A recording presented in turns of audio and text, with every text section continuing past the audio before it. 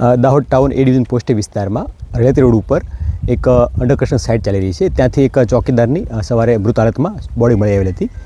એ અન્વયે અલગ અલગ ટીમો બનાવી અને પોલીસ હાલમાં તપાસ હાથ ધરી રહી છે. આજે અમારે સવારે ફોન આવ્યો અમારા ઉપર અને અમારા મિત્ર દ્વારા જાણવા મળ્યું કે તમારા ગામના જે મનુભાઈ છે, મનુભાઈ માનસિંગભાઈ પરમાર, એમનો મૃતદેહ અહીંયા આગળથી મળી આવેલ છે. એટલે કે મનુભાઈ માનસિંગભાઈ પરમાર જે છે એ રળિયાતી રોડ પર આંબેડકર ભવનની બાજુમાં એક કન્સ્ટ્રક્શન સાઇટ પર ચોકીદાર તરીકે કામ કરતા હતા.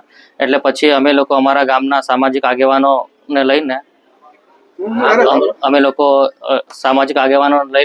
બધા પહોંચ્યા ઘટના સ્થળે. ત્યારે અમે જોયું તો પોલીસ અમારી પહેલા પહોંચી ગયેલ હતી અને ત્યાં આગળ એમનો મૃતદેહ પડેલ હતો. એટલે મનુભાઈ પરમાર જે છે એમને 2 નાના છોકરાઓ છે અને એમના પત્નીનું પણ અવસાન થઈ ગયેલું છે અને આખો ભાર મનુભાઈ પરમાર ઉપર જ હતો.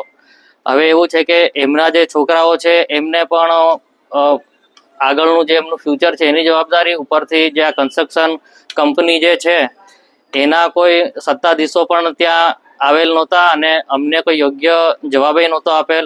એટલે મેઇન વસ્તુ એ છે કે અહીંયા આગળ જે એમનું મર્ડર થયું છે તો સૌથી પહેલાં તો પોલીસ એકદમ નિષ્પક્ષ તપાસ કરે અને કડકમાં કડક સજા થાય. અમે એવી આશા રાખીએ છીએ કે પોલીસ એકદમ કડક કાર્યવાહી કરે. અને બીજી વસ્તુ એ છે કે એમના જે બાળકો છે એમને યોગ્ય વળતર મળે કે જેનાથી એમનું આવનારા ભવિષ્યમાં એમને થોડો સપોર્ટ મળી રહે.